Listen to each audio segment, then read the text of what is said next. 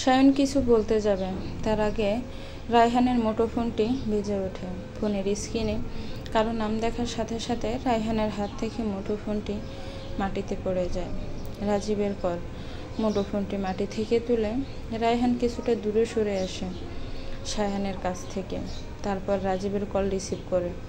Hello sir, তোমাকে না বলেছি আমার কাছে কোনো মেয়ে নেই? তাহলে আবার কেন কল দিয়েছো? এক কথা তোমাকে বারবার বলতে হয়, আমি এসব ঝামেলার মধ্যে নেই।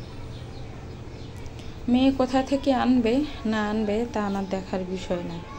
এখন কল রাখো, আমার মেয়েকে খুঁজতে যেতে হবে। স্যার, মেয়ের ব্যবস্থা হয়ে গিয়েছে। আপনার কাছে মেয়ের জন্য কল দিইনি। আমি তো আপনাকে কল করেছি এটা জানানোর জন্য যে কাল মেয়ে ডেলিভারি, আপনাকে এখানে আসতে হবে। আমি তো আর বেশি একটা ইংরেজি পারি না, ফরেনারদের সাথে কথা কে বলবে, তাই আর কি আপনাকে কল করেছে। আপনি কাল সকাল 7টায় বন্দরে এসে পড়েন, ওখান থেকে মেয়ে ডেলিভারিতে যাবে। মেয়ের ব্যবস্থা হয়েছে মানে? কে এনেছে এই কম সময়ের মধ্যে? ম্যাডামের লোকরা নিয়ে আসছে কালকে বিকেলে। মেয়েটার বয়স 24-এর মতো হবে, দেখতেও সে, কিন্তু একটু অসুস্থ, কোমরে নাকি ব্যথা, তাই কান্নাকাটি করছে। কিছুতেই থামাতে পারছি না, শুধু বলছে আমাকে ছেড়ে দাও, আমাকে এখানে কেন এনেছো? আমার আব্বু জানতে পারলে তোমাদের অবস্থা খারাপ হবে। কিন্তু এই মেয়ে তো আর জানে না যে আমরা কেমন লোক, এই দেশের সেরা পাচারকারী চক্র।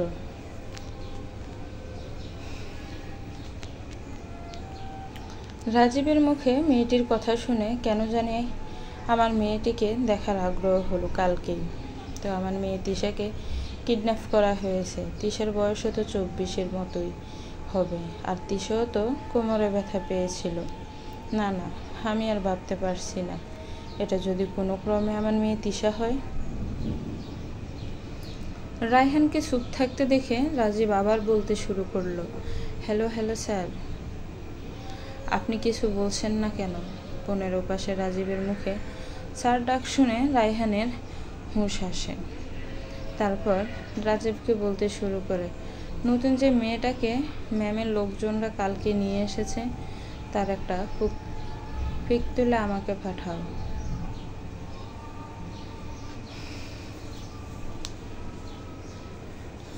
আপনি নতুন মেয়ের পিক দিয়ে কী করবেন স্যার? কাল সকালে এখানে আসলেই দেখতে পারবেন মেয়েটাকে। তোমাকে যা বলেছি তুমি তা করো। নতুন মেয়ের পিক দিয়ে আমি কি করব তার কৈফিয়ত তোমাকে দিব না, কিন্তু পিক যে আমাকে দিচ্ছ তা যেন তুমি আর আমি ছাড়া কেউ না জানে। আর যদি কোনোভাবে কেউ জানে তাহলে তোমার অবস্থা অনেক খারাপ হবে, আর সাথে তোমার বাচ্চাদেরও। কথাটা মনে থাকে যেন। এখন তাড়াতাড়ি পিক উঠিয়ে আমাকে পিক পাঠাও মেয়েটার, দেরি যেন না হয়। আমি এখন ফোন রাখছি। কথাগুলো বলে কল কেটে দেয় রায়হান কল কাটতে রাজীব নিজে নিজেই বলতে শুরু করে, কি কপাল আমার। একদিক দিয়ে রায়হান স্যার, আরেক দিক দিয়ে ম্যাডাম, আমি এখন কোন দিকে যাব? রায়হান স্যারকে পিক দিয়েছে শুনতে পারলে ম্যাডাম আমার অবস্থা খারাপ করে দিবে, আবার পিক না দিলে স্যার আমার অবস্থা খারাপ করে দিবে, সাথে আমার বাচ্চাদেরও, যা আমি একদমই চাই না। আমার জন্য আমার বাচ্চাদের কোনো ক্ষতি হোক। অনেক ভাবনা চিন্তা করে রাজীব তিশার পিক তুলে রায়হানের হোয়াটসঅ্যাপে পাঠায়। হোয়াটসঅ্যাপে পিক আসতে রায়হান পিক দেখার সাথে সাথে মাথায় রক্ত উঠে যায়। আরে, এটা তো সত্যিই তিশা, হাত পা বেঁধে ফেলে রেখেছে, কান্না করতে করতে চোখ মুখ ফুলিয়ে ফেলেছে। এই দৃশ্য দেখার সাথে সাথে রায়হানের বুকের ভেতর একটা কষ্ট অনুভব হয়। এগুলো আমার পাপের শাস্তি। আমার জন্য আমার মেয়ের আজ এই অবস্থা। আমার মেয়েকে আজকে এই অবস্থায় দেখে আমার এত কষ্ট হচ্ছে। আর যাদের মেয়েদেরকে আমরা পাচার করে দিই তাদের জানি কি অবস্থা হয়। এসব ভাবতে ভাবতে রায়হান মনে মনে একটা বড় সিদ্ধান্ত নেয়। তারপর তাড়াতাড়ি আবার রাজীবকে কল করে। প্রথমবার রিং হতে রাজীব কল উঠায়। হ্যালো স্যার, পিক পাঠালাম তো। আমি দেখেছি পিক। এখন তুমি তাড়াতাড়ি গিয়ে মেয়েটার হাত পায়ের বাঁধনগুলো খুলে দাও, আর একটাও প্রশ্ন করবে না।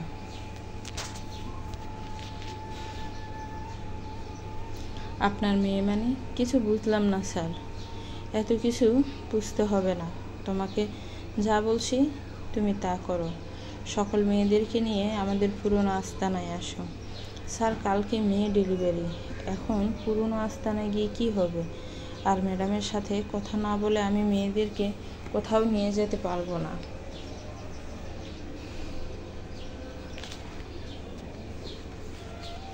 তোমার এত বড় সাহস, তুমি আমার উপরে কথা বলো?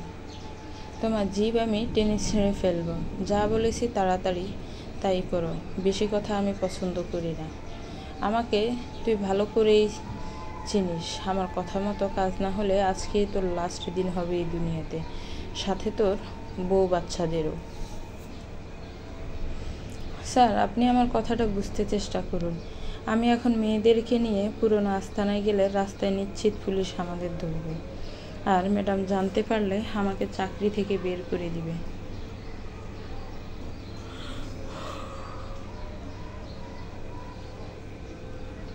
আচ্ছা, তাহলে তুই নিজের ভরাডুবির জন্য প্রস্তুত হ। তোর বাসার নিচেই আমি দাঁড়িয়ে আছি। এখন উপরে গিয়ে আগে তোর বউ, তারপর তোর বাচ্চাদের শ্যুট করব। না না স্যার, আপনি এমনটা করবেন না। আমি এখনই মেয়েদের পুরনো আস্তানায় আনার ব্যবস্থা করছি। আপনি প্লিজ আমার বউ বাচ্চাদের কোনো ক্ষতি করবেন না।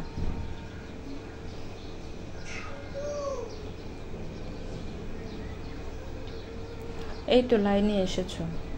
এখন শুধু আমার মেয়েটাকে আমি আমার কাছে পাই, তারপর তোর যা অবস্থা করব তা তুই কল্পনাও করতে পারছিস না। আর ম্যাডামের ভরাডুবির ব্যবস্থা আমিই করব। মনে মনে কথাগুলো বলছে রায়হান। আচ্ছা, তুমি আসো ওদেরকে নিয়ে, আমি আসছি ওখানে। আচ্ছা স্যার। কলটি কেটে রায়হান গেটের দিকে আসে বাহিরে বের হবার জন্য। ওখানে আসতে দেখে সেই ছেলেটি এখনও দাঁড়িয়ে আছে। রায়হান সায়ানকে জিজ্ঞেস করে, এই ছেলে, তোমার নাম কি? আমার নাম সায়ান মাহমুদ। তা কি করো তুমি? পরিবারে কে কে আছে? কোনো কাজ টাজ করো নাকি বাবার টাকা নষ্ট করে ঘোরাফেরা করো? আঙ্কেল, আমি একটা মাল্টিন্যাশনাল কোম্পানিতে জব করি। পরিবারে আমি ছাড়া আর কেউ নেই। আব্বু আমার জন্মের আগেই মারা গেছে, আর আমার আম্মু কিছুদিন আগে রোড অ্যাক্সিডেন্টে মারা যায়। এখন এই দুনিয়ায় আমার আপন বলতে কেউ নেই।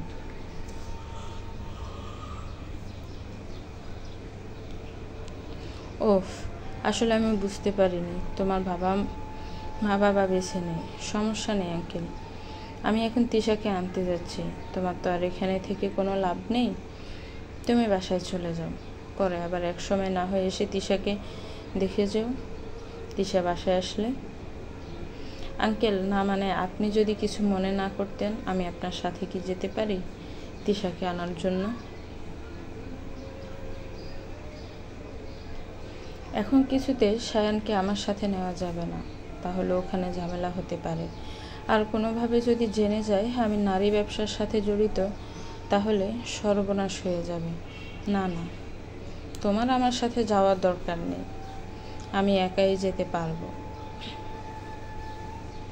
আঙ্কেল, আমাকে যেহেতু সাথে নিতে চাইছেন, তাহলে আপনার নাম্বারটা দিয়ে যান।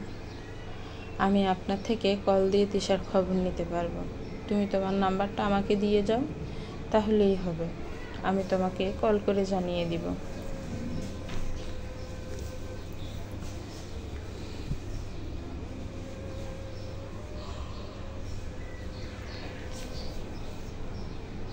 তারপর রায়হান সায়ানের থেকে নাম্বার নিয়ে বেরিয়ে পড়ে তিশাকে আনার জন্য। সায়ানও আর দেরি না করে চলে যায় তার বাসার দিকে। এখন ধরে রায়হান আর সায়ানকে কথা বলতে দেখছিল আহিল দোতলার উপর থেকে। রায়হান এসে পড়েছে আগের আস্তানায়, এখন রাজীবের জন্য অপেক্ষা করছে। রাজীব মেয়েদের নিয়ে আসলেই আগে তিশাকে বাড়িতে পৌঁছে দিতে হবে, তারপর মনে মনে যে চিন্তা করে এসেছে তা বাস্তবায়িত করতে হবে। আমার মেয়েকে কিডন্যাপ করার মজা আজকে হাড়ে হাড়ে টের পাবেন আপনি ম্যাডাম। কি বলেছিলেন, আমি যদি মেয়ে দিতে না পারি তাহলে আমাকে পথে নামিয়ে সারবেন? আবার পুলিশের কাছেও দিবেন, তাই না? এখন দেখব কে কাকে পথে নামিয়ে ছাড়ে।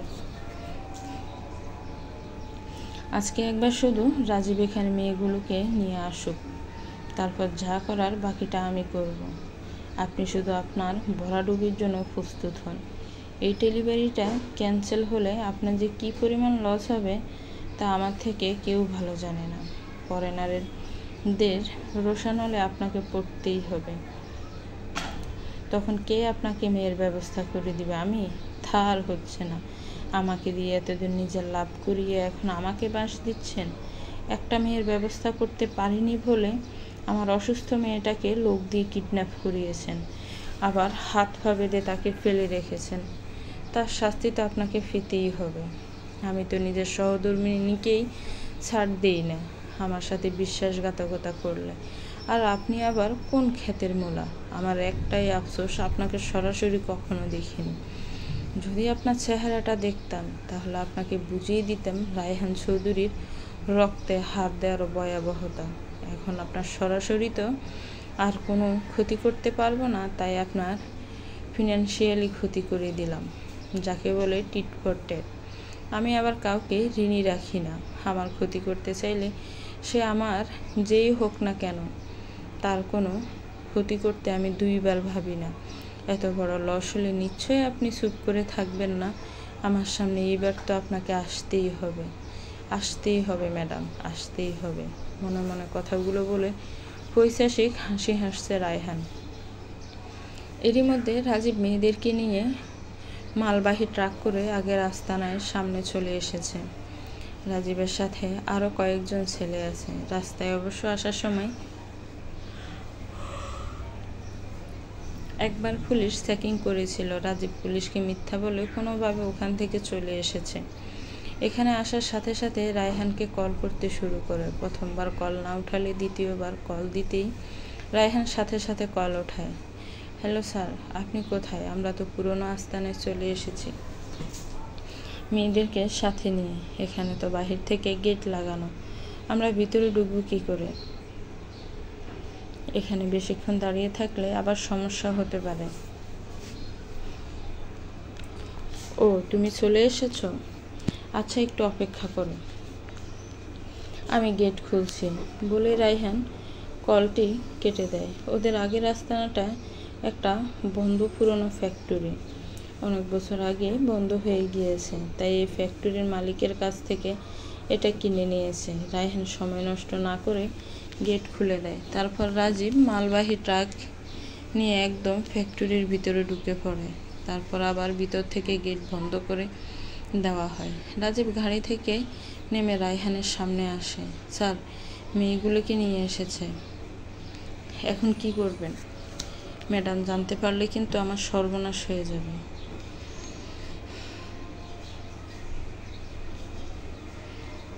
নিয়ে এসেছো?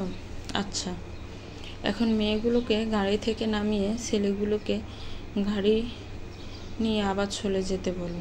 গাড়ি নিয়ে চলে যাবে কেন স্যার? তাহলে মেয়েগুলোকে আবার কি করে নিয়ে যাব? তোমাকে যা বলছি তুমি তাই করো, বেশি চিন্তা তোমাকে করতে হবে না। কিন্তু স্যার, ম্যাডামকে আমি কি জবাব দিব? এমনিতে ম্যাডামকে না জানিয়ে এখানে এসেছি। এখন যদি ম্যাডাম জানতে পারে তাহলে তো প্রবলেম হয়ে যাবে।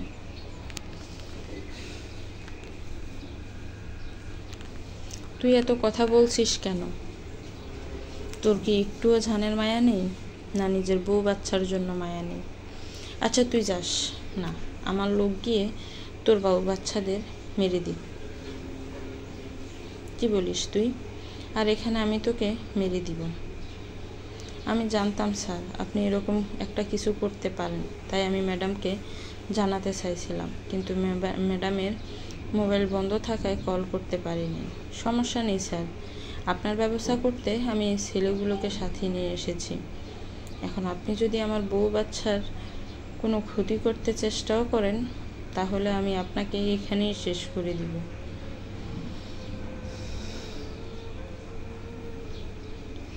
কথাগুলো বলে ছেলেগুলোকে গাড়ি থেকে নামতে ডাক দেয় রাজীব। এই কোথায় তোরা? তাড়াতাড়ি এখানে এসে এই ভুড়োকে দাও। রাজীব বলার সাথে সাথে ছেলেরা গাড়ি থেকে নেমে রায়হানের সামনে আসে, আর রায়হান রাজীবের কথা শোনার পর পৈশাচিক হাসতে হাসতে বলে, অনেক বড় হয়ে গিয়েছ তাই না? আমার মাধ্যমে এই লাইনে এসে আমাকে এই পথ থেকে সরিয়ে দিতে চাইছ, কিন্তু তুমি এখনো এই মরণ খেলায় বাচ্চা। অনেক কিছু এখনো তোমার শিখার বাকি আছে।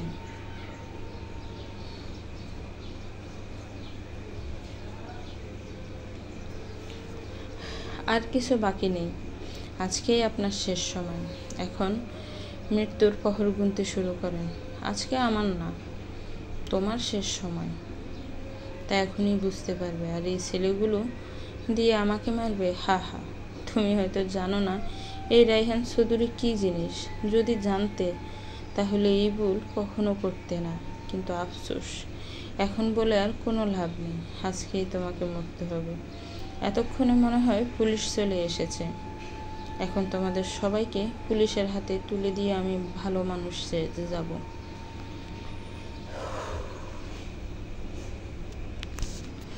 রায়হানের মুখে পুলিশের কথা শুনতে রাজীবের সাথে আসা ছেলেগুলো এক মুহূর্ত দেরি না করে গেট খুলে পালিয়ে যায়। রাজীবও তাদের সাথে পালাতে নেয়। তখনই রায়হান নিজের পা বাড়িয়ে রাজীবকে নিচে ফেলে দেয়। নিচে পড়ার কারণে রাজীবের ঠোঁট কেটে রক্ত পড়ছে। রায়হান গিয়ে আবার গেট বন্ধ করে আসে, আর মনে মনে ভাবে এরা কতটা বোকা। শুধু পুলিশের নাম নিয়েছে আর সাথে সাথে সবগুলো পালাতে শুরু করে। একবার দেখলো না আসলেই কি পুলিশ আসছে নাকি না। যাক, এই মিথ্যা বলটা কাজ দিয়েছে। রায়হান আবার রাজীবের কাছে আসে। স্যার, আমার ভুল হয়ে গিয়েছে, আমাকে আপনি মাফ করে দেন। আপনি যা বলবেন আমি তাই করব। প্লিজ আপনি আমাকে মারবেন না। আমার কিছু হলে আমার বাচ্চাদের দেখার মতো কেউ নেই।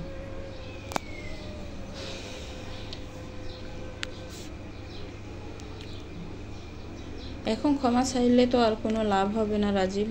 প্রথমে ভেবে নিতে হয় যে আমি কার সাথে লাগছি, আমি তার সাথে মাইন্ড গেম খেলে পারবো কি না। কিন্তু না, তুমি তোমার ম্যাডামের কথা শুনে আমার ক্ষতি করতে চেষ্টা করলে, এখন এর শাস্তি তোমাকে পেতেই হবে। স্যার প্লিজ, আপনি আমাকে মারবেন না। আপনি যা বলবেন আমি তাই করব। আপনার সব কথা শুনবো, তাও আপনি আমাকে মারবেন না প্লিজ। এই তো বাচ্চা, পথে আসো। এতক্ষণ ধরে তো এই কথাটা শুনবার জন্য অপেক্ষা ছিলাম। এখন যে করে হোক তোমার থেকে ম্যাডামের নাম্বার বা ছবি দেখতে হবেই। যদি তোমার বউ বাচ্চার নিজেকে বাঁচাতে চাও তাহলে ম্যাডামের নাম্বার আর ছবি আমাকে দাও, তা না হলে এখনই তোমার শেষ সময়। স্যার, আমার কাছে ম্যাডামের নাম্বার নেই, যেটা আছে ওইটা এখন আর ইউজ করে না। ম্যাডাম আমাকে ভিন্ন ভিন্ন নাম্বারে কল দেয়। আর রইল ম্যাডামের ছবি, এটা আমি দিতে পারবো না, তাহলে আমার বড় ক্ষতি করে দিবে।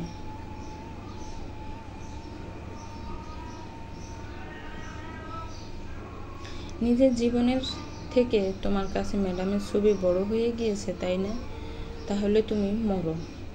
কথাটা বলে রায়হান রাজীবের গলায় রশি পেঁচিয়ে ধরে। রশি দিয়ে গলা পেঁচিয়ে ধরতে রাজীব ছটফট করতে শুরু করে। বাঁচার জন্য রায়হানের হাত খামছে ধরে, কিন্তু তাতে কোনো লাভ হয় না। রায়হান আরও জোরে রশি পেঁচিয়ে টান দেয়। রাজীব ছটফট করতে করতে মারা যায়। রাজীবের নড়াছড়া বন্ধ হয়ে যায়। রাজীব আর এই দুনিয়াতে নেই। এটা বুঝতে রায়হান গলার মধ্যে পেঁচিয়ে রাখা রশি সরিয়ে ফেলে। তারপর রাজীবের পকেট থেকে ফোনটা বের করে অন করে। যাক, ভালোই হয়েছে ফোনটিতে লক দেওয়া নেই। তারপর রায়হান গ্যালারিতে প্রবেশ করে। একে একে সব ছবি দেখতে দেখতে নিচে একটা ছবি দেখার সাথে সাথে রায়হানের মুখের ভাব পরিবর্তন হয়ে যায়। সে যেন অবাকের চরম পর্যায়ে পৌঁছে গেছে। এটা কি করে সম্ভব? ও কি করে আমাদের ম্যাডাম হতে পারে? কথাটা ভুলে রায়হান রাজীবের গলায় রশি পেঁচিয়ে ধরে। রশি দিয়ে গলা পেঁচিয়ে ধরতে রাজীব ছটফট করতে শুরু করে। বাঁচার জন্য রাজীব ছটফট করতে করতে মারা যায়। রাজীবের নড়াছড়া বন্ধ হয়ে যায়। রাজীব আর এই দুনিয়াতে নেই। এটা বুঝতে রায়হান গলার মধ্যে পেঁচিয়ে রাখা রশি সরিয়ে ফেলে। তারপর রাজীবের পকেট থেকে ফোনটা বের করে অন করে। যাক, ভালোই হয়েছে, ফোনটিতে লক দেওয়া নেই। তারপর রায়হান গ্যালারিতে প্রবেশ করে একে একে সব ছবি দেখতে থাকে। নিচে একটা ছবি দেখার সাথে সাথে রায়হানের মুখের ভাব পরিবর্তন হয়ে যায়। সে যেন অবাকের চরম পর্যায়ে পৌঁছে গেছে। এটা কি করে সম্ভব? ও কি করে আমাদের ম্যাডাম হতে পারে? সময় নষ্ট না করে রায়হান রাজীবের কল লিস্টে যায়। কল লিস্টে গিয়ে ও ছবিতে দেখা মহিলার নাম্বার দেখতে পায়। আমার মাথায় একদম কাজ করছে না, এটা কি করে সম্ভব? ওর মতো একটা বোকা মহিলা কিভাবে নারী হতে পারে? রায়হান আর সময় নষ্ট না করে রাজীবের লাশটিকে টেনে হিঁচড়ে নিয়ে যায় ফ্যাক্টরির পিছনে। ওখানে ঘন জঙ্গল থাকায় লোকজন আসা যাওয়া করে না। এখানে রাজীবের লাশটা পুঁতে ফেলতে হবে, তাই আর সময় নষ্ট না করে সাথে আনা মাটি খোঁড়ার যন্ত্র নিয়ে মাটি খুঁড়তে শুরু করে। প্রায় 2 ঘন্টা ধরে মাটি খুঁড়ে রায়হান একদম ক্লান্ত হয়ে যায়। বেশি জায়গা খুঁড়তে পারে না, যতটুকু হয়েছে এখনই এভাবেই মাটি চাপা দিতে হবে। আর সময় নষ্ট না করে রাজীবের লাশটিকে গর্তে ফেলে দিয়ে মাটি চাপা দিতে শুরু করে। রাজীবের লাশটিকে মাটি চাপা দিয়ে রায়হান আবারও ফ্যাক্টরির ভিতরে আসে। ফ্যাক্টরির ভিতরে আসতে তার চোখ যায় গাড়িটার দিকে। তারপর গিয়ে মালবাহী ট্রাকের সামনে দাঁড়ায়। রায়হান সাথে সাথে ট্রাকের গেটটা খুলে। গেট খোলার সাথে সাথে দেখতে পায় তিশাকে হাত পা বেঁধে মুখে ট্যাপ লাগিয়ে ঘাড়ের মধ্যে ফেলে রাখা হয়েছে। তিশার সাথে বাকি 24টা মেয়ের অবস্থাও একই, তাদেরও হাত পা বেঁধে মুখে ট্যাপ লাগিয়ে ফেলে রাখা হয়েছে। অতিরিক্ত শরীর খারাপের কারণে তিশা সেন্সলেস হয়ে গিয়েছে। সকল মেয়েদের অবস্থাও খারাপ। কতদিন ধরে তাদেরকে এই নরকে আটকে রাখা হয়েছে তারা হয়তো নিজেরাও জানে না। না ঠিকমতো খাবার খেতে দিয়েছে, না ঠিকভাবে ঘুমাতে দিয়েছে। তাদের উপর দিয়ে চলেছে শুধু পাশবিক নির্যাতন। এই একদিনে তিশার অবস্থাও অনেক খারাপ হয়ে গিয়েছে। আগে থেকেই কোমরের মধ্যে ব্যথা ছিল, এখানে নিয়ে আসার পরে তা দ্বিগুণ হয়েছে। কাল থেকে না খাওয়া, তারপরও হাত পা বেঁধে ফেলে রাখে। সব কিছু মিলিয়ে ভয়ে আর দুর্বলতা অজ্ঞান হয়ে গিয়েছে তিশা।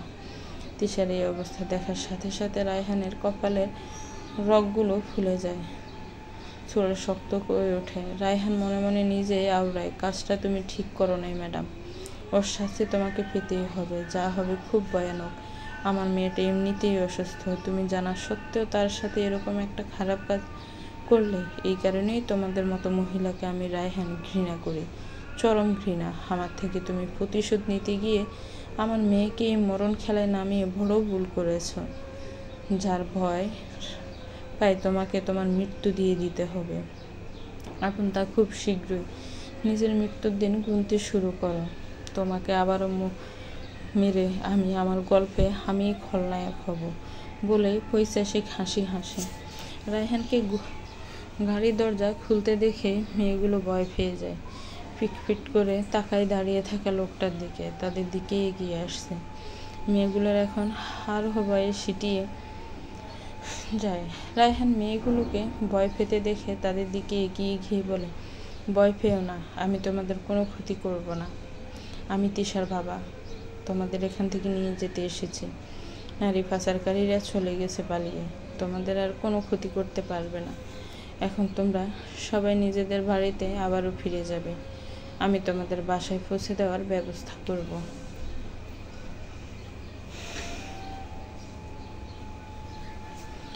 রায়হানের মুখে এসব কথা শোনার পরে মেয়েগুলোর মুখে যেন আশার আলো দেখা দিয়েছে।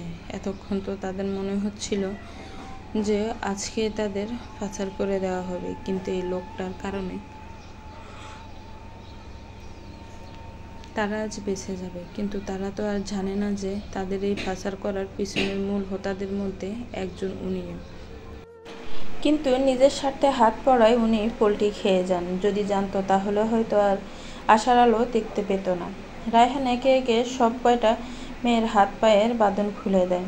সবার লাস্টে আসে তিশার কাছে। এখনো অজ্ঞান হয়ে পড়ে আছে, মুখটা মলিন হয়ে আছে। একদিনে মেয়েটার অবস্থা একদম নাজেহাল করে দিয়েছে। মেয়েটার মুখের দিকে তাকানো যাচ্ছে না। আসলে একজন বাবা যতই খারাপ হোক না কেন, তার সন্তানের প্রতি সে কখনো নির্দয় হতে পারে না। আর একটা মেয়েকে পৃথিবীতে তার বাবার থেকে হয়তো কেউ বেশি ভালোবাসে না। এটা ঠিক যে ও একজন নারী পাচারকারী, কিন্তু সেও একজন মানুষ। তারও সকলের মতোই মন রয়েছে, মনে রয়েছে ভালোবাসা, কিন্তু পরিস্থিতি তাকে এমন বানিয়ে দিয়েছে। দিশার জন্য যেমন তার মনে ভালোবাসা আছে, তিশার জন্য সেম ভালোবাসা। তিশার এই অবস্থা দেখে তার চোখ দিয়ে দুফোঁটা পানি গড়িয়ে পড়ে।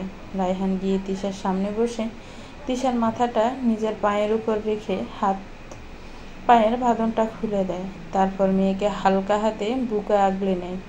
এভাবে কিছুক্ষণ থাকার পর তিশাকে কোলে তুলে নিয়ে গাড়ি থেকে বের হয়ে আসে। সাথে মেয়েগুলো গাড়ি থেকে বের হয়ে আসে। তারপর থানায় কল করে পুলিশকে আসতে বলে। রায়হান এখানে আসার আগে থেকেই পুলিশকে বলে রেখেছিল যে আজকে একটা নারী পাচারকারী গ্যাংয়ের থেকে মেয়েদেরকে উদ্ধার করবে। ওখানে ওনার নিজের মেয়েও আছে। এতে যদিও রায়হানকে সাহায্য করার কথা বললেও রায়হান না করে দেয়। রায়হানের বন্ধু একজন এসপি পদে থাকায় আরও সুবিধা হয়েছে। রায়হানের উপর কেউ সন্দেহ করেনি। অবশ্য রায়হানের এসপি বন্ধু জানে না যে রায়হান নারী পাচারকারী গ্যাংয়ের একজন মেম্বার। যদি জানতো, আদৌ রায়হান এতদিন বাহিরে ঘুরতে পারত না। তাকে জেলের ভাত খাইয়ে ছাড়ত তার বন্ধু। সে নিজের জায়গায় একদম স্ট্রিক্ট। রায়হানের উপরও সন্দেহের তীর যেত, কিন্তু তার মেয়ে থাকায় সে একবারেও যাত্রায় বেঁচে যায়। কিছুক্ষণের মধ্যে পুলিশ এসে পড়ে। পুলিশ এসে এখানে এতক্ষণ যা যা রয়েছে তা রায়হানকে জিজ্ঞেস করে। রায়হান অনেক কিছু বানিয়ে বলে দেয় পুলিশকে, এবং মেয়েদের জিজ্ঞাসাবাদ করা হলে তারাও বলে যে রায়হান আঙ্কেলের জন্য তারা বেঁচে গেছে। তাই পুলিশ আর রায়হানের উপর সন্দেহ করেনি। 24টা মেয়েকে সাথে করে নিয়ে থানায় চলে যায়। আজকে অনেক রাত হয়ে গিয়েছে। কালকে তাদের নিজ নিজ বাড়িতে পৌঁছানোর ব্যবস্থা করা হবে। আর কাল থেকে পুলিশ ফোর্স নেমে পড়বে নারী পাচারকারী গ্যাংকে ধরার জন্য। রায়হান তার এসপি বন্ধুর মুখে এই কথাটা শুনে কিছুটা ঘাবড়ে যায়। যদিও বন্ধুর সামনে কোনো রিয়াকশন দেয় নাই, কিন্তু বন্ধু যাওয়ার পর সে অনবরত ঘামতে শুরু করে। তার বন্ধু আজ পর্যন্ত একটা কেসও হারে নাই। এই নারী পাচারকারী কেসটাও যে তার বন্ধু হারবে না, সে তা ভালো করেই জানে। শুধু একটু টাইম লাগবে, কিন্তু সেই লক্ষ্য পর্যন্ত পৌঁছে ছাড়বে। পুলিশ মেয়েগুলোকে নিয়ে চলে গেছে সেই কখন। রায়হান ও আর সময় নষ্ট না করে তিশাকে কোলে তুলে গাড়ি অবধি নিয়ে আসে। তিশাকে গাড়ির সিটে রেখে গাড়ি থেকে বেরিয়ে আসতে যাবে, এমন সময় তিশার জ্ঞান ফিরে আসে। সে তার চোখের সামনে তার বাবাকে দেখে জড়িয়ে ধরে কান্না শুরু করে দেয়। মেয়েকে এভাবে বাচ্চাদের মতো কাঁদতে দেখে রায়হানের চোখ দিয়েও পানি গড়িয়ে পড়তে শুরু করে। একজন বাবার কাছে সবচেয়ে আদরের মানুষটি হলো তার মেয়ে।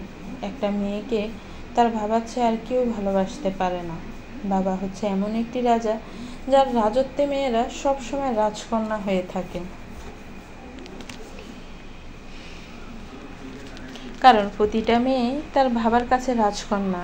বাবা মানে ঝড় কলম সাদা পাতায় লিখন। বাবা মানে আবদার করার পাত্র, নেই কোনো স্বার্থ। বাবা মানে বাবার নামে আমাকে সকলে চেনা, প্রথম পথ চলা।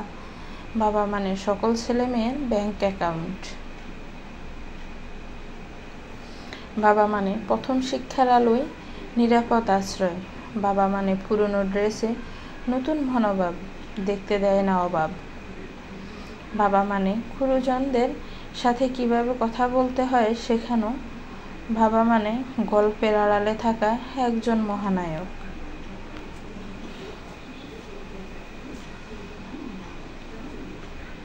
কিন্তু এর কোনো কিছুই আমি করতে পারিনি আমার মেয়ে তিশার জন্য। আমি ওর গল্পের আড়ালে থাকা একজন মহানায়কের জায়গায় হয়ে গেলাম খলনায়ক।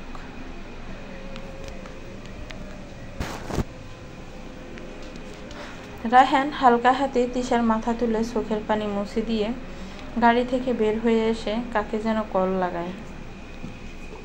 কয়েকবার কল দিতে ওপাশ থেকে কল রিসিভ করে। হ্যালো আঙ্কেল, তিশাকে পেলেন? ও এখন কেমন আছে? ওকে নিয়ে কি হসপিটাল যাচ্ছেন নাকি বাসায়? হসপিটালে গেলে আমাকে বলেন কোন হসপিটালে যাচ্ছেন, আমি ওখানে আসছি।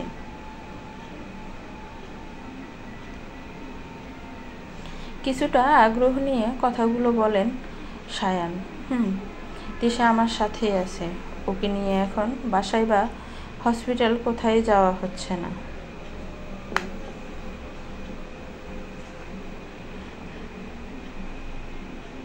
তো কোথায় যাবেন আঙ্কেল ওকে নিয়ে? কাজী অফিসে। তুমি তাড়াতাড়ি কাজী অফিসে চলে আসো, যদি তোমার তিশাকে বিয়ে করতে কোনো আপত্তি না থাকে। কথাটা বলে রায়হান কলটি কেটে দেয়। রায়হানের বলা কথাটি বুঝতে কিছুটা টাইম লেগে যায়। এটা কি স্বপ্ন দেখছে নাকি সত্যি? সে তার পছন্দের মেয়েকে জীবনসঙ্গী হিসাবে পাবে? সায়ান এক মুহূর্তেও দেরি না করে রেডি হয়ে বাসা থেকে বেরিয়ে পড়ে কাজী অফিসের উদ্দেশ্যে।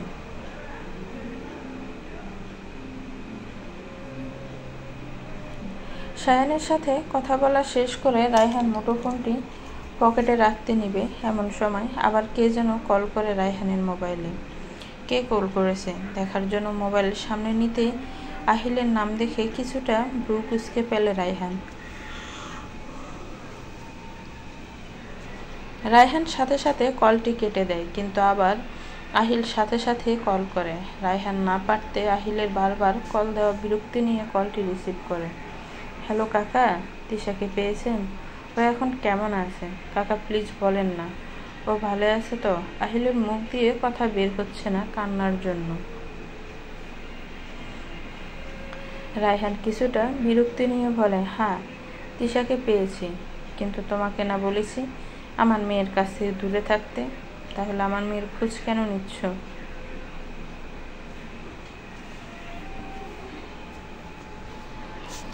কাকা আজকে লাস্টবারের মতো, আর কখনো তিশার সামনেও আসবো না।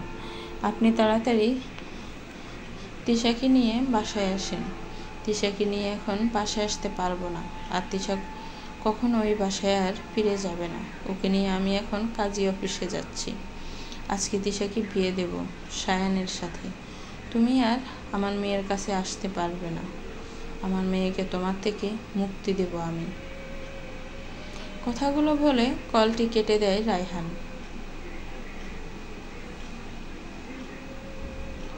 রায়হানের মুখে তিশার বিয়ের কথা শোনার সাথে সাথে আহিলের রক্ত গরম হয়ে ওঠে।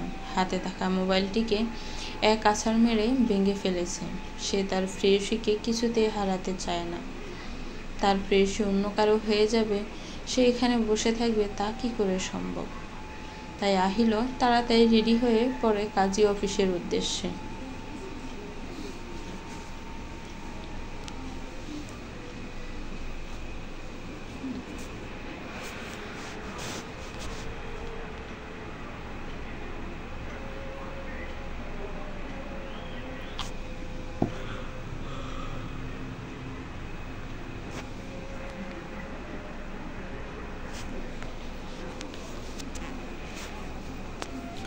রায়হান আর এক মুহূর্ত দেরি না করে গাড়িতে উঠে বসে পড়ে তিশার পাশে।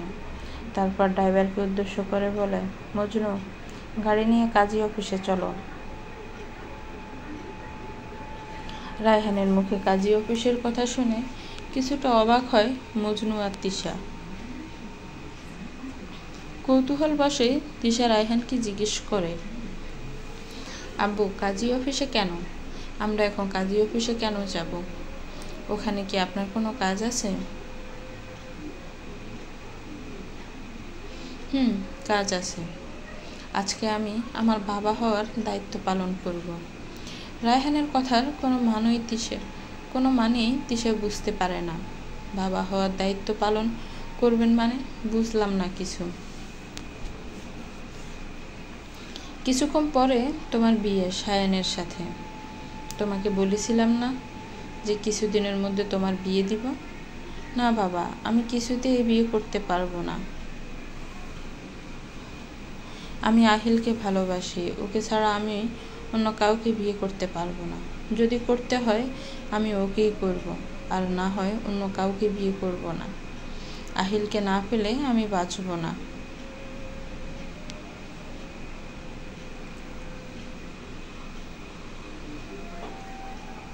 তিশার মুখে এসব কথা শুনে রায়হানের মাথা গরম হয়ে যায়। সাথে সাথে গাড়ির মধ্যে তিশার গালে জোরে একটা থাপ্পড় মারে। থাপ্পড় ছুটে তিশা কান্না করতে শুরু করে দেয়। তোমার এত বড় সাহস, তুমি আমার মুখের উপর কথা বলো? আহিলকে যে বিয়ে করার কথা বলছো, তোমার এত বড় বিপদের সময় সে চুপ করে এসে বসেছিল, একবারও তোমাকে খুঁজতে বের হয় নাই। তোমাকে হারানোর ভয় আমি তার চোখে একবারও দেখিনি। তুমি এই ছেলেকে বিয়ে করবে, তাই না? যে তোমার কিডন্যাপ হয়েছে শোনার পরে একবারও আমার সাথে কথা বলে নাই যে কি করে তোমাকে খুঁজে বের করা যায়। নিজের মতো শুধু রুমে বসেছিল, তোমার মার মতো। এই তোমার 4 বছরের প্রণয়ের সম্পর্ক, গার্লফ্রেন্ডকে কিডন্যাপ করা হয়েছে আর বয়ফ্রেন্ড বাসায় বসে আরাম করে। আমি কিছুতেই এরকম একটা ছেলের হাতে তোমাকে তুলে দিব না। আমি বাবা হয়ে কি করে নিজের মেয়েকে একটা রেসপন্সিবল ছেলের হাতে তুলে দিব? উত্তর আছে তোমার কাছে? নেই না। আমি জানতাম থাকবেও না, তাই আমি যে ডিসিশন নিয়েছি সেটাই ফাইনাল। আমি তোমাকে কিছুতেই আমার বাসায় পুনরায় নিয়ে যেতে চাই না, এতে তোমার বিপদ বাড়বে বই কমবে না। তাই আজকেই তোমার সাথে সায়নের বিয়ে দিয়ে আমি একটু নিশ্চিন্তে মরতে চাই। সায়ন হয়তো এতক্ষণে চলে আসতেছে। তুমি কাজী অফিসে গিয়ে আবার নতুন কোনো ঝামেলা তৈরি করো না। তাই আমি তোমাকে এখানেই সব কথা বললাম। না আব্বু, আমি তো আপনার মেয়ে, আপনি আমার এত বড় সর্বনাশ করবেন না। আমি ওই সায়নকে কিছুতেই বিয়ে করতে পারবো না। তো করো না, তোমার ইচ্ছে। আমি আর তোমার কে? আমি কি বলবে তোমায়? শুধু একটা কথাই বলতে চাই, যদি আহিলকে বিয়ে করতে চাও, আমার লাশের উপর দিয়ে তোমাকে গিয়ে আহিলকে বিয়ে করতে হবে। আমার মৃত্যুর জন্য দায়ী হবে তুমি, শুধুই তুমি। মেয়ের জন্য ভালো চাইতে গিয়ে বাবার মৃত্যু, ব্যাপারটা মন্দ না। কি বলো তিশা?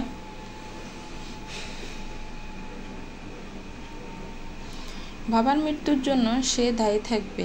রায়হানের মুখে এই কথা শুনে তিশা কিছু বলতে গিয়েও আর বলে না, চুপ করে যায় সে। তারপর কান্না ভরা কণ্ঠে জবাব দেয়, আমি এই বিয়েতে রাজি হব।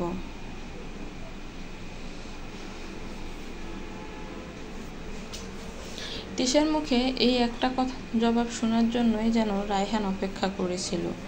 তিশার মুখে রাজি কথাটা শুনে রায়হানের মুখে হাসি ফুটে ওঠে। আলতো হাতে তিশার মাথায় হাত বুলিয়ে দিয়ে তিশাকে বলে, আজকে তুই তোর আব্বুর ওপর রাগ করে আছিস আমি জানি, কিন্তু একদিন তুই নিজেই তোর আব্বুকে ধন্যবাদ দিবি সায়নের মতো একটা ছেলেকে তোর লাইফে এনে দেওয়ার জন্য। আফসোস, তখন আর আমি থাকবো না। কান্না ভেজা কণ্ঠে কথাগুলো বলে আলতো হাতে তিশার চোখের পানিগুলো মুছে দেয় রায়হান। সায়নের মুখে যেন বিশ্বজয়ের হাসি। সে তার মায়াবতীকে পেতে চলেছে। তাড়াতাড়ি করে রেডি হয়ে বের হয়। রাস্তায় আসতেই গাড়ি পেয়ে যায়। তারপর গাড়িতে উঠে কাজী অফিসে চলে আসে।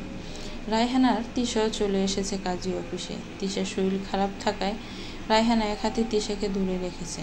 সায়ন তিশা আর রায়হানের দিকে এগিয়ে আসে। তারপর রায়হানকে সালাম দিয়ে তিশাকে জিজ্ঞেস করে যে সে কেমন আছে, কিন্তু আশানুরূপ কোনো ফল পায়নি। তিশা সায়নের কথা কোনো জবাব দেয় না, তার চোখ দিয়ে শুধু অনবরত পানি পড়ছে। তারপর সায়ন, তিশা আর রায়হান কাজী অফিসের ভিতরে ঢুকে। এদিকে আহিল বাসা থেকে বেরিয়ে রাস্তায় আসতেই গাড়ি পেয়ে যায়। তারপর দ্রুত গাড়িতে উঠে ড্রাইভারকে বলে কাজী অফিসে যাওয়ার জন্য। গাড়ি চলতে শুরু করে আপন গতিতে। হঠাৎ করে গাড়ি থেমে যায় মেইন রোডে। এরকম একটা সময়ে রাস্তায় জ্যাম থাকায় চরম বিরক্তিতে আহিলের মুখ দিয়ে স্বজাতীয় শব্দ উচ্চারণ হয়। প্রায় 15 মিনিট জ্যামে থাকার পরে গাড়ি আবার চলতে শুরু করে। সায়ন আর তিশার বিয়ে সম্পূর্ণ হলো। সায়নের মুখে যেন বিশ্বজয়ের হাসি। সে তার মায়াবতীকে নিজের করে পেয়েছে। প্রথম দেখায় প্রেমে পড়া, দ্বিতীয় দেখায় ঝগড়া, তৃতীয় দেখায় বিয়ে। একেই হয়তো ভালো ভাগ্য। যে মানুষটার সাথে 4 বছরের সম্পর্ক, সেই মানুষটা আজকে পর হয়ে গিয়েছে। আর যে ছেলেকে তিশা ভালো করে চিনতও না, সেই ছেলে এখন তার স্বামী। ভাগ্যের কি নির্মম পরিহাস। এইসব কথা ভাবতে ভাবতে চোখ দিয়ে অনবরত পানি পড়ছে তিশার। কষ্টে বুক ফেটে যাচ্ছে তার।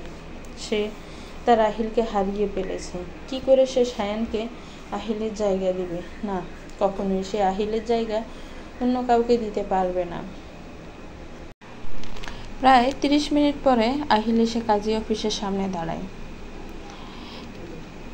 গাড়ি থেকে নামতে তার সামনে তিশাকে দাঁড়িয়ে থাকতে দেখে তিশার দিকে এগিয়ে যেতে শুরু করে। এগিয়ে এসে তিশার হাত ধরে বলতে শুরু করে, তিশা, আমি এসে পড়েছি। তোমার বিয়ে অন্য কারোর সাথে আমি হতে দিব না। তোমার সাথে আমার বিয়ে হবে আজকে আর এক্ষুনি। আহিলের হাত থেকে তিশার হাতটা ছাড়িয়ে তিশাকে টান দিয়ে নিজের পাশে নিয়ে দাঁড় করায়। আহিলের উদ্দেশ্যে বলে, তোমার সাহস কি করে হয় আমার স্ত্রীর গায়ে হাত দেওয়ার? সায়ানের মুখে স্ত্রী কথাটা শুনে যেন আহিলের পুরো পৃথিবী উল্টে গেছে। এটা কেন হলো ওর সাথে? প্রায়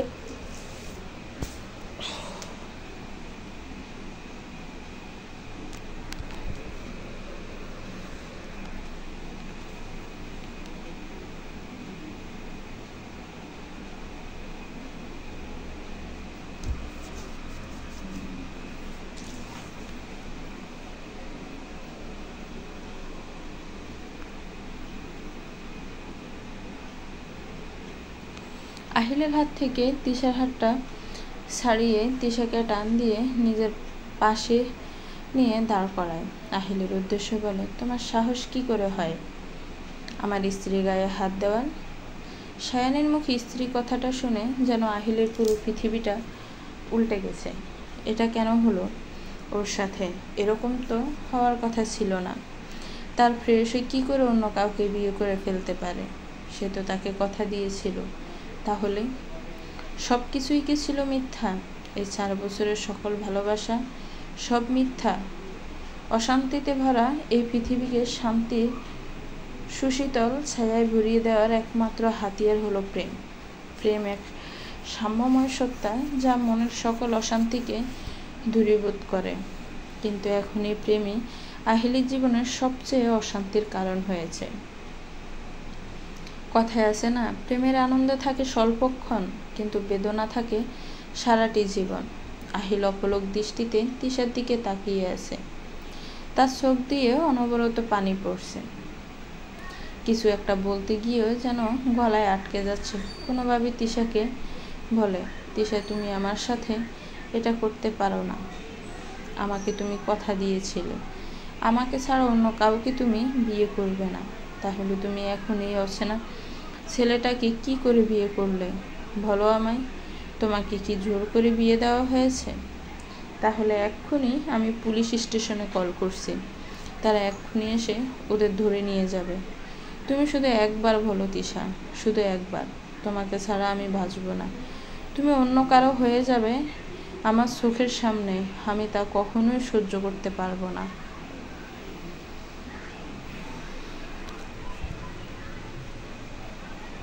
আহিলের কথা মাঝপথে থামিয়ে রায়হান বলতে শুরু করে, তিশা কি বলবে? আমি তোকে বলছি, আমি আমার মেয়ে তিশার বিয়ে সায়ানের সাথে দিয়েছি, তাদের দুজনের ইচ্ছে। এখন তুই পুলিশ স্টেশনে কল কর, আর তোর যেই জায়গায় মনে চায় ওই জায়গায় কল কর, তাতে আমাদের কিছু যায় আসে না।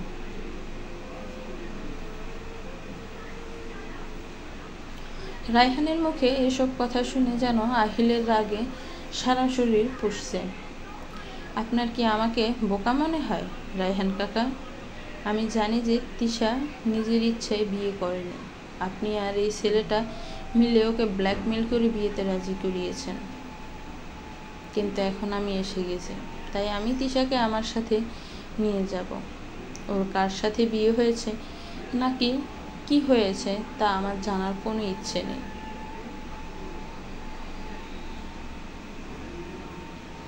আহিল রায়হানকে কথাগুলো বলে আবার তিশার হাত ধরতে নিবে, এমন সময় সজোরে থাপ্পড় পড়ে আহিলের গালে। সাথে সাথে আহিলের মাথায় যেন রক্ত উঠে যায়। আহিল গিয়ে শক্ত করে রায়হানের গলা চেপে ধরে। রায়হানের শ্বাস নিতে কষ্ট হচ্ছে। রায়হান নিজেকে ছাড়ানোর চেষ্টা করছে, কিন্তু কিছুতেই নিজেকে ছাড়াতে পারছে না। অবস্থা খারাপ দেখে সায়ান দ্রুত গিয়ে আহিলকে ছাড়ানোর চেষ্টা করে। আহিল রায়হানের গলা ছেড়ে সায়ানকে ধাক্কা মারে। ধাক্কার তাল সামলাতে না পেরে সায়ান পড়ে যায় আর তার মাথা দিয়ে লাগে সিঁড়ির মধ্যে। সাথে সাথে মাথা ফেটে পিনকি দিয়ে রক্ত পড়তে শুরু করে। রক্ত বের হওয়ার কারণে সায়ানের সারা শরীর কেমন যেন বলছে। আর এদিকে আহিলের হাত থেকে ছাড়া পেয়ে রায়হান বড় বড় শ্বাস নিচ্ছে। যাক বাবা, বাঁচা গেল। এতক্ষণ তো মনে হচ্ছিল যে আজকেই হয়তো আমার শেষ দিন। সায়ান নিচে পড়ে যাওয়ার সাথে সাথে আহিল আবার রায়হানের দিকে এগিয়ে গিয়ে ওর গলা চেপে ধরে বলতে শুরু করে, কেন করেছিস তুই আমার সাথে এইরকমটা?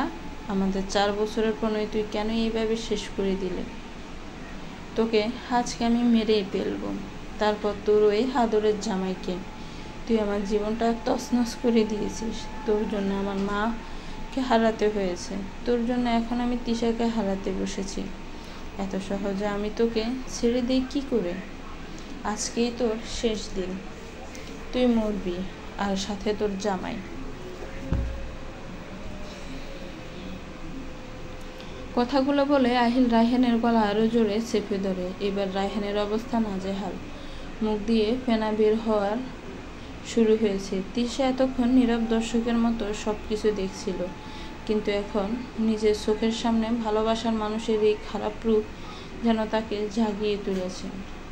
তার নজর যখনই তার ভাবার দিকে যায়, সাথে সাথে সে আহিলের দিকে এগিয়ে গিয়ে আহিলকে পিছন থেকে টান দিয়ে তিশার সামনাসামনি এনে সজোরে একটা থাপ্পড় মারে। তিশাকে থাপ্পড় মারতে দেখে আহিল যেন কথা বলার ভাষা হারিয়ে ফেলেছে। যার জন্য এত কিছু সেই তাকে মারল। এই কয়দিনে তার প্রেয়সীর এই রূপ যেন তার মনে ভয়ের সৃষ্টি করে দিয়েছে। তিশার দিকে তাকিয়ে আহিল বলতে শুরু করে, তুমি আমার গায়ে হাত তুললে তিশা? হাত তুলেছি। তোমার সাহস কি করে হয় আমার বাবার গায়ে হাত তোলার? যে লোকটা তোমার বাবারও বড়, তুমি সেই লোকের গায়ে হাত তুললে? আমার সামনেই আমার বাবাকে মেরে ফেলতে চাইছো। এই তো ওনার মেয়ে হয়ে আমি তোমার গায়ে হাত তুলেছি, ভুল তো কিছু করিনি।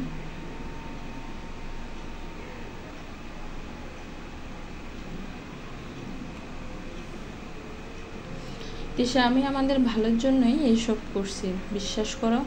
তা না হলে তোমার আমার মিল কখনোই হবে না। এদের দুজনকে মেরে ফেলতে হবে।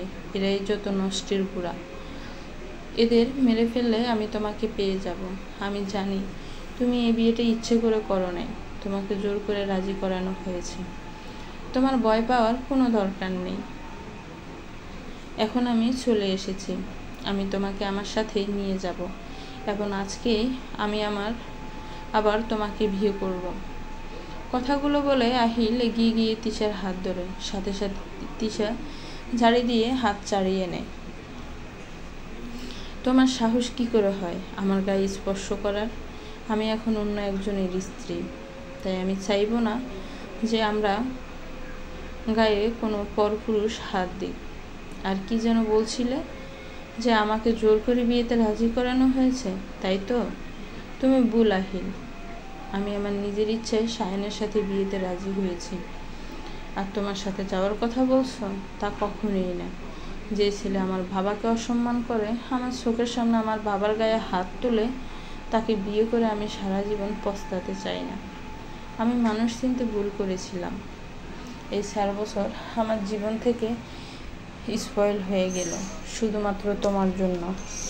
আমি আমার ভুল বুঝতে পেরেছি এতদিনে, তাই আমিও তোমাকে বিয়ে না করে সায়ানকে বিয়ে করেছি আমার নিজের ইচ্ছায়।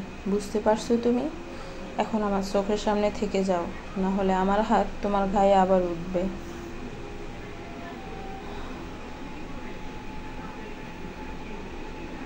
আহিলের এই নতুন রূপ যেন তাকে অবাকের চরম পর্যায়ে পৌঁছে দেয়। এই কি সেই আহিল যাকে আমি ভালোবাসতাম? না, এটা সেই আহিল হতেই পারে না। তা না হলে কি করে আমার চোখের সামনে আমার বাবাকে মেরে ফেলতে চায়, সাথে সায়ানকেও? আহিলের এই ভয়ঙ্কর রূপের সাথে সে কখনোই পরিচিত নয়। সে তো আহিলের সরলতা, ডিসিপ্লিন, উদার মনোভাবের জন্যই আহিলের প্রেমে পড়েছিল। আহিলের এই রূপ দেখে তিশার ভালোবাসা, শ্রদ্ধা সবকিছু কমে যায় আহিলের প্রতি। তাও কেন জানি এই কথাগুলো বলার সময় তিশার চোখ দিয়ে অনবরত পানি পড়ছিল। নিজেকে সামলে কথাগুলো আহিলকে বলে। তিশার মুখে নিজের ইচ্ছায় বিয়ের কথা শুনে আহিল যেন কথা বলার ভাষা হারিয়ে ফেলেছে। এই ছিন্দ তার প্রেয়সিতাকে, এই 4 বছরের অফুরন্ত ভালোবাসাকে এক মুহূর্তের মধ্যে শেষ করে দিয়ে অন্য একটা ছেলেকে বিয়ে করে নিল। একবারও তার কথা ভাবলো না যে তার কি হবে, সে আদৌ তাকে ছাড়া থাকতে পারবে কিনা। তার কানে শুধু একটা কথাই বারবার বাজছে যে আমি নিজের ইচ্ছায় সায়ানকে বিয়ে করেছি। আহিল এখন পুরো উন্মাদ হয়ে গিয়েছে, তার মাথা যেন কাজ করছে না। সে গিয়ে তিশার গলা চেপে ধরে বলতে শুরু করে, কেন করলি তুই আমার সাথে চলো না? কি অপরাধ ছিল আমার? আমি তো তোকে সত্যিই ভালোবেসেছিলাম, তাহলে তুই কেন এই ছেলেটাকে বিয়ে করলি? তোর ভাগ আমি কাউকে দিব না। তোকে যদি আমি নাই পাই তাহলে তোকে সায়ানেরও হতে দিব না। তোকে আমি মেরে ফেলবো, তারপর নিজেও মরব।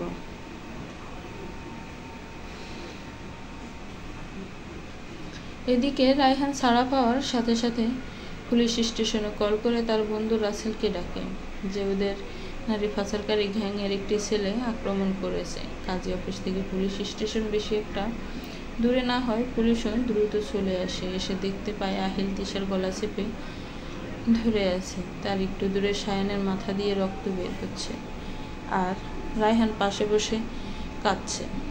রায়হানের গলায় চেপে ধরার কারণে এখনো তার শ্বাস নিতে কষ্ট হচ্ছে। পুলিশ এই দৃশ্য দেখে যা বুঝার বুঝে গেছে।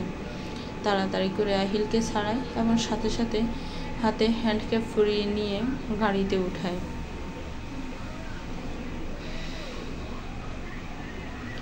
তিশার শরীর আগে থেকেই অসুস্থ। 2 দিন ধরে তার পেটে দানা পানি পর্যন্ত পড়ে নাই। আহিল গলায় চেপে ধরায় তার শ্বাস আটকে প্রায় মরে যাওয়ার অবস্থা। সে সাথে সাথে অজ্ঞান হয়ে নিচে পড়ে যায়। সায়ান আর রায়হান দ্রুত তিশার কাছে আসে। রায়হানের পুলিশ বন্ধুও তিশার এখানে আসে। তিশাকে অজ্ঞান হতে দেখে সায়ান যেন নিজের মাথার ছোটোর কথা ভুলে যায়। দ্রুত গিয়ে মাটিতে বসে তিশার মাথাটা তার পায়ের উপর রেখে তিশার গালে আলতো হাত ছুঁয়ে ডাকতে শুরু করে, তিশা, কি হয়েছে তোমার? উঠো না, এই তো দেখো পুলিশ চলে এসেছে। আহিল এখন আর কোনো ক্ষতি করতে পারবে না। তিশাকে না উঠতে দেখে রায়হান গিয়ে দ্রুত একটি গাড়ি নিয়ে আসে। তারপর সায়ান কোলো করে তিশাকে গাড়িতে বসায়, সাথে নিজেও বসে পড়ে, আর সামনে রায়হান বসে পড়ে হসপিটালে যাওয়ার উদ্দেশ্যে। রায়হানের পুলিশ বন্ধু কিছু জিজ্ঞাসা করত ওদের, কিন্তু তিশার এই অবস্থা দেখে আর কিছু জিজ্ঞেস না করে সেও আহিলকে নিয়ে পুলিশ স্টেশনে চলে যায়।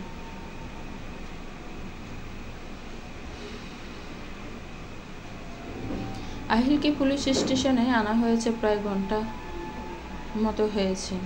তাকে সাথে সাথে কোনো কিছু জিজ্ঞেস বাদ না করে কাস্টাডির ভিতরে ঢুকিয়ে দেয়। এর মধ্যে একজন মহিলা আসে পুলিশ স্টেশনে। এখানে এসপি কে আছেন? আমার তার সাথে জরুরি কথা আছে। শাড়ি পরিহিত এই মহিলাকে দেখে রাসেলের কেমন যেন চেনা চেনা লাগছিল, কিন্তু কোথায় দেখেছে তা মনে করতে পারছে না।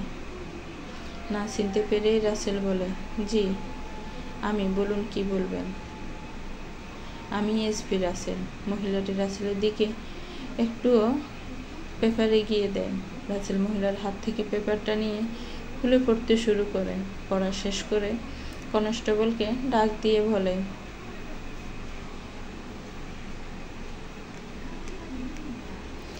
রমিজউদ্দিন, কিছুক্ষণ আগে কাজী অফিসের সামনে থেকে যে ছেলেটাকে আমরা ধরে নিয়ে এসেছি তাকে তাড়াতাড়ি বের করে নিয়ে আসো। রাসেলের আদেশ পাওয়ার সাথে সাথেই রমিজউদ্দিন আহিলকে কাস্টাডির থেকে বাহিরে বের করে মহিলার সামনে নিয়ে আসে। মহিলাকে দেখে আহিলের মুখে যেন বিশ্বজয়ের হাসি। তারপর আহিল এসপি রাসেলের দিকে তাকিয়ে একটা মুচকি হাসি দিয়ে পুলিশ স্টেশন থেকে বের হয়ে যায় শাড়ি পরিহিত মহিলাটির সাথে।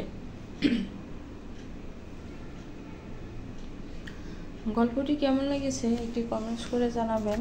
গল্পটি ভালো লাগলে গল্পটিকে শেয়ার করবেন, গল্পটিকে একটি লাইক দিবেন, আর আমার চ্যানেলের সাথেই থাকবেন। গল্পটির শেষ পার্ট খুব শীঘ্রই আসবে।